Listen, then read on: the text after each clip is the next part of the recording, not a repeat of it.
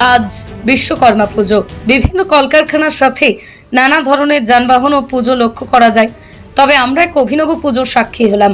Rail স্টেশনে অনেকেই পুজো দেখে থাকেন, তবে চলন্ত রেল কম্পার্টমেন্টের মধ্যে সমস্ত ধর্মীয় আচার উপচার মেনে ঢাকের তালে পুরোহিত মশাইয়ের মন্ত্র উচ্চারণের মাধ্যমে কাঁসর ঘণ্টা বাজিয়ে ধূপধুনো সহযোগে ফুল মিষ্টি সহ নৈবেদ্য সাজিয়ে পুজো দেখার সৌভাগ্যের বিষয়।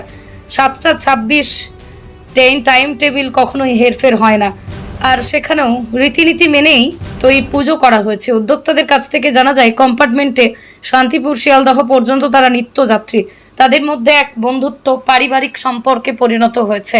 শীতকালে বনভোজন, গৃহে বিভিন্ন অনুষ্ঠানে ডাক পড়ে একে অন্যের।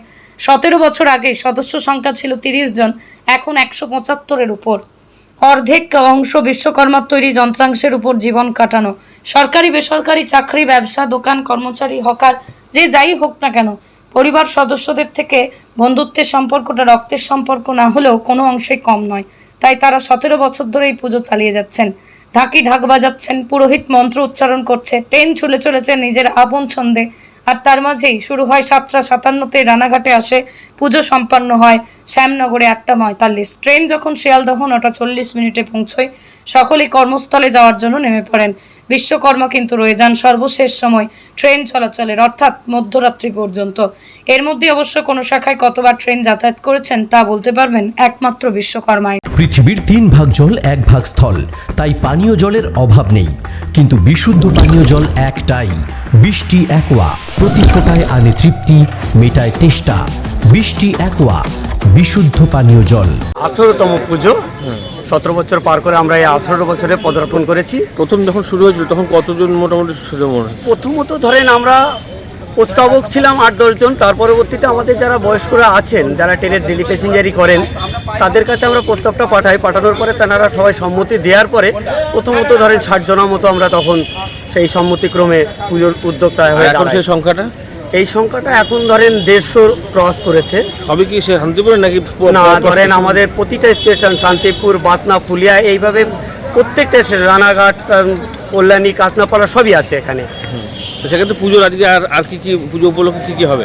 ধরেন এই পুজো উপলক্ষে প্রথমত ধরেন আনুষ্ঠানিকভাবে আজকে পুজোটাকেই করা হয়, এবং পুজোর শেষে আমাদের পুজোর প্রসাদ হিসাবে ধরেন প্রত্যেককে তো আর পুজোর ফল প্রসাদ এগুলো বিতরণ করা সম্ভবপর হয় না।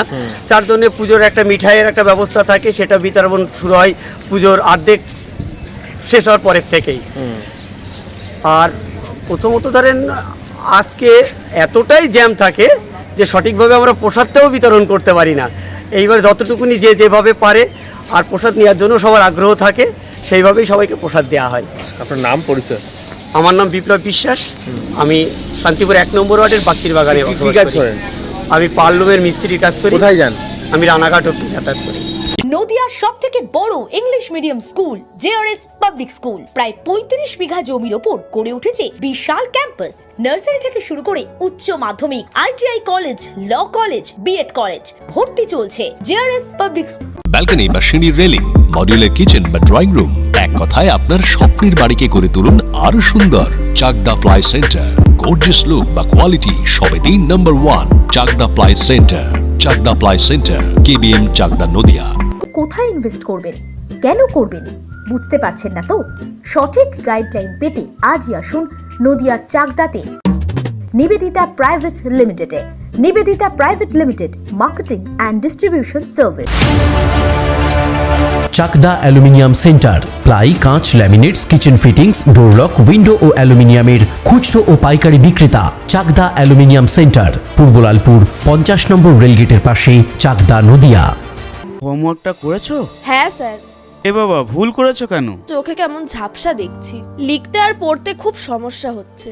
চাকদার মডার্ন অপটিক্স থেকে ভালো চোখের ডাক্তার দেখিয়ে নাও। প্রতিদিন প্রকৃত চোখের ডাক্তার ও দৃষ্টি বিশেষজ্ঞ মডার্ন অপটিক্স, চাকদহে। স্যামসাং, জিও,